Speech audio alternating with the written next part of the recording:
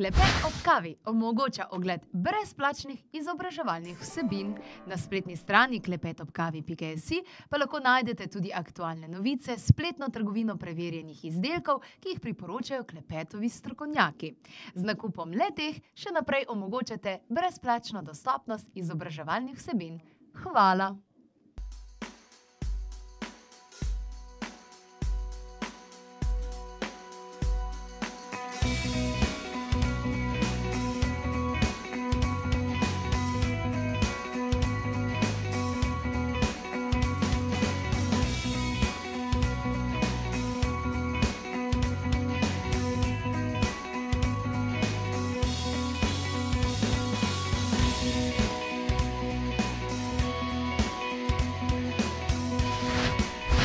Danes vam predstavimo rastlino tedna in to je industrijska konoplja. Predstavil nam jo bo sam pridelovalec posestva Sončni raj. Marija Ana Kolman pa o sibirskem mestu moči in dokazih zanj.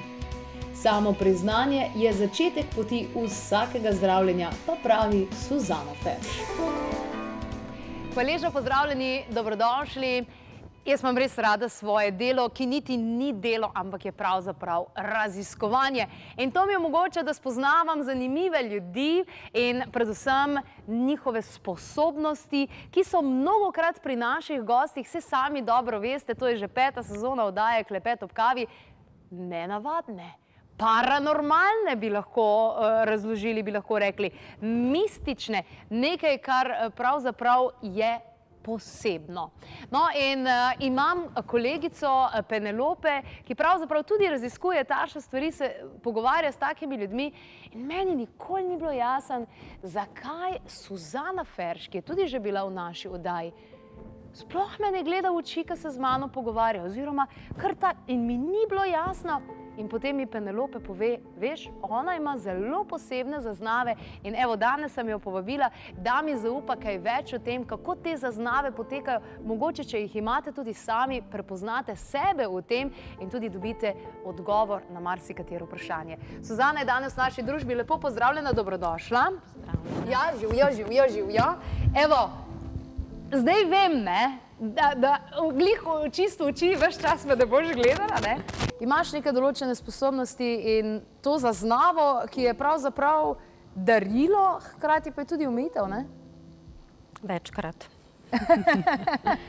Ja, zdaj, če me sprašuješ, zakaj ne gledam v oči, ko določene stvari razmišljam oziroma povem osebi, je to zato, ker ko govorim o teh stvarih, ponavadi se zagledam v eno točko, ker s tem dobim uvid in vidim stvari in jih govorim. In tako mi je veliko lažje, kakor da gledam v oči, ker me pač zmotijo. Zmotijo v kakšnem smislu? Kaj recimo zaznaš energiji in je preveč informacij in kako to deluje, recimo? Tako je. Seveda pogledam v oči vsako osebo, ko pride, ko jo srečam, ampak potem jaz hitro ugledam, vidim stvari take in drugačne in odmaknem pogled in na takšen način lažje funkcionira? Tako, definitivno. Nakupovalno središče mora biti zate res nekaj mučnega. Pravzaprav, iskreno, skoraj ne hodim več po nakupovalnih središčih. Hodim v manjše trgovine, drugače pa res, ja, ne hodim v nakupovalna središča. Sama vem, da zmeri, ko grem, jaz sem tako zmatrana, ko pridem domov, prav izčrpajo me že luči, že vse.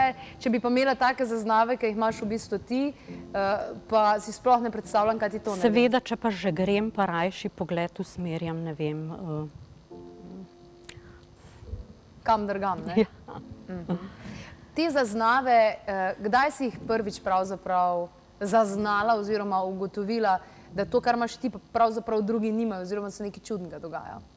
Ja, čudnega dogaja to res že vse skozi, pravzaprav že od malih nog naprej. Da pa bom te zaznave nekoč uporabljala, mogoče tudi sebi v prid in pomagala ljudem, to pa nisem še vedela kot otrok. ampak zdaj lahko to trdim in stojim za tem, kar delam in to zelo dobro delam. Se pravi, že kot otrok si imela neke take zaznave? Pač bom rekla uvide, sanje, čutenja. Take stvari? Tako. Odlično, zanimivo. Kako bi pravzaprav opisala vse te tvoje zaznave? Ponavadi ljudje rečejo, pa poznajo vedeževalke pa jasnovidke, a ne? Ampak to ni nič od tega, kar se pravzaprav tebi dogaja. Ne, to ni nič od tega. Pač z leti, a ne, ko to počnem, bom rekla, se je ta slika se ustvari res že ob samem uvidu človeka in to res pride, bom rekla, takole, tako da... Je to bolj jasno, ne, ker imamo več vrst jasno... Jaz bi rekla jasnočutnost. Tako, jasnočutnost, zaznavanje, jasnočutnost, tako. To pomeni, da lahko ti v trenutku zaznaš čustva tudi nekoga drugega, v tem smislu, kako se počuti? Ja, seveda. Kot veš, sva že govorila o tem, da si pomagam tudi s stopali, oziroma so stopala res zelo velik pripomoček pri mojem delu. Si imela kakšen zanimiv primer, recimo, da si potem še preko stopal ljudem lahko pomagala, dobila nek uvid? Recimo zdaj, ne vem, neki dni nazaj je bila ena oseba pri meni, ker je imela, pravzaprav je imela tale ledvični kamen in sva ga začutila na stopalih.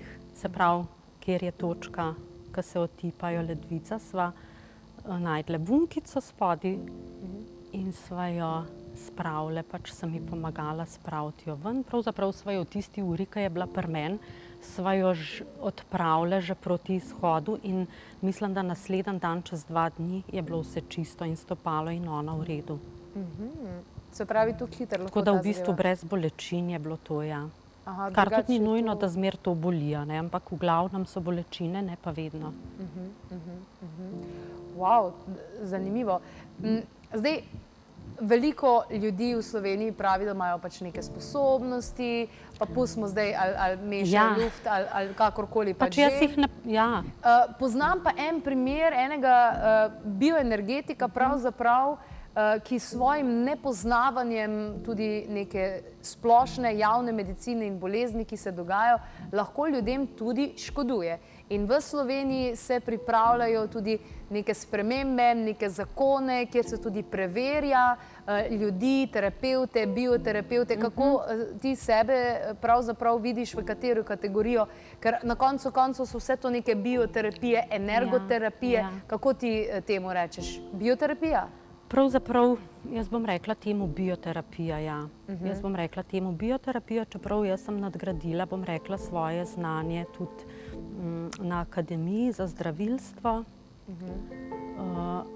Pravzaprav je tukaj, bom rekla, en dodaten dokument, ki še potrjuje, da to, kar počnem, da tudi točno vem, kaj govorim. Se pravi, to je nekaj, kar te potem kot nekega zdravilca požegnajo tudi na državni ravni? Tako. Okej. Tako da pravzaprav se ne bi, bom rekla, skrivala, kar se tega tiče. Da je to nekaj, kar je del tvojega vsakdana? Ja, tako. Jasnočutnost. Ali je to nekaj, kar imaš, ali je nekaj, kar lahko razviješ, oziroma nekaj, kar v osnovi imaš, pa lahko nadgradiš, pojačaš? Ja, jaz sem to že, saj veš, že parkrat sem bila to vprašana in jaz bi rekla to tako. Rodijo se operni pevci, rodijo se dobri pevci, rodijo se dobri voditelji. Pač jaz sem se rodila s tem in seveda še vmes nadgradila. Pač prišla do tega, našla sem se in to je tisti, se mi zdi, uspeh, ki ga pač kar nadoživi vsako življenju in tisti, ki ga pa, ki začuti res, kaj dela, pač z dušo, res, da tako, kot si že ti prej rekla, da rada to delaš in da se ti ne zdi, da si v službi, ampak da to rada delaš, je isto pri meni. Je nekaj, kar čutiš kot poslanstvo. Tako. Zanimivo. Tudi prirejaš skupinske meditacije enkrat na mesec ob četrtkih, imam pravo informacijo? Ja, tako. Vsak zadnji četrtek v mesecu. To je v Ljubljani, ne? V Ljubljani, na Tržaški cesti, pač tam, kjer delujem, imam en prostorček, ki ga priredim za večerno meditacijo. Meditacija je lahko tudi popoldne, ampak večerna je zato, ker ljudje takrat lahko pridejo. In ja. Kakšna vrsta meditacije pa je? Pač je vodena meditacija, jo vodim jaz. Nič posebenega, sprostimo, pač za začetek se sprostimo, potem očistimo telo. To traja kar, bom rekla, kakšnih 45 minut. Se pravi, da se sploh lahko začne resno delo? Tako. Potem pa, bom rekla, po 1 uri pozovem ljudi nazaj, ker dejansko res meditacije so izredno močne in ljudje zaznavajo tam marsikaj. Predvsem tisto, predvsem nepravilnosti, ker se takrat pretok pojača. Zaznavajo sicer že preden pridejo na meditacijo. V kakšnem smislu praktično, kako to izgleda, da zaznavajo že prej? Še preden pridejo? Ne vem, razni dogodki, razne stvari se jim dogajajo tako nenavadne, ki me sprašujejo meni se je pa danes to zgodilo, sploh ne morem verjeti, a ste vi že kaj delali na meni, ampak ne, to je ta, če so se oni prijavili na meditacijo, to pomeni, da se je že vzpostavila povezava in se je že nekaj premaknilo, eno kolesje. Se pravi, da se že predhodno? Tako. Se pravi, ja, meditacije so izredno močne, to povejo vsi.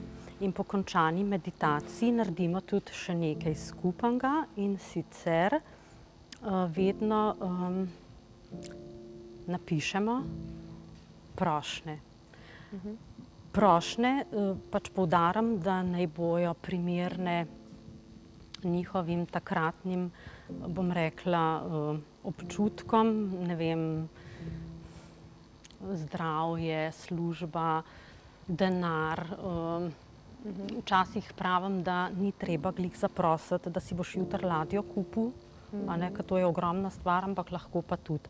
Ampak te prošnje napišemo na listke, potem jih zvijemo skupaj in v skupini pač jaz povem stavek naprej in oni ponavljajo z mano in to pošljemo. In do zdaj moram reči, da so bile te prošnje, da so bili ljudje nad tem pozitivno presenečeni in da tudi prihajajo kar v vedno večjem številu.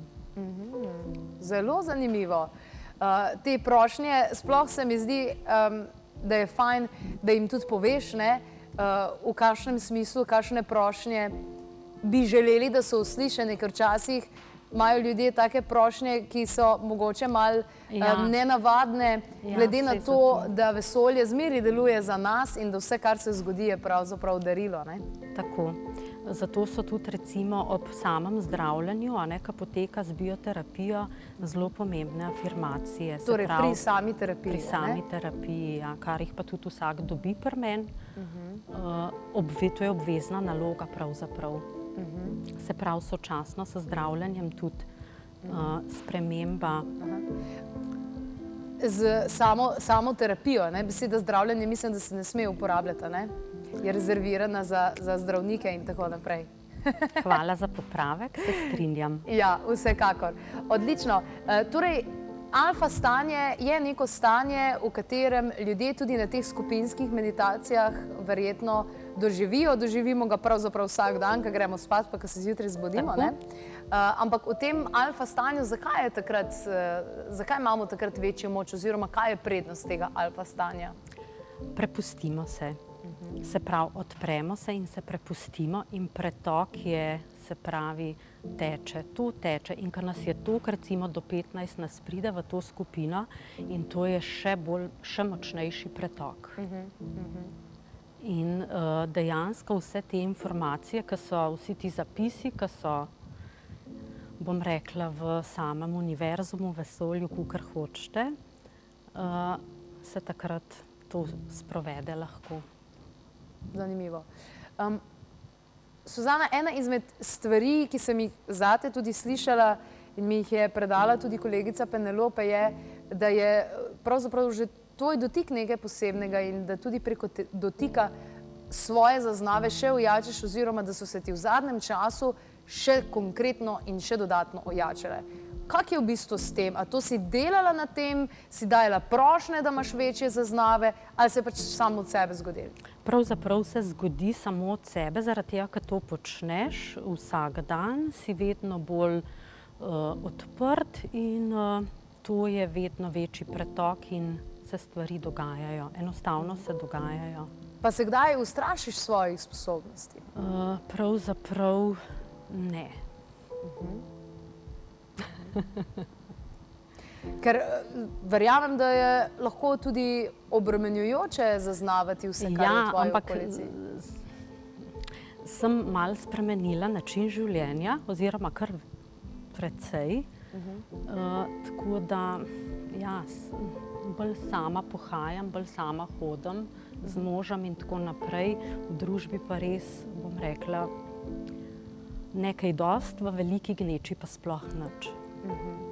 Tako da ja, to ja, ampak meni to paše. Nismo vsi namenjeni, da živimo tista klasična življenja kot tašna. S kakšnimi izzivi ljudje prihajajo do tebe?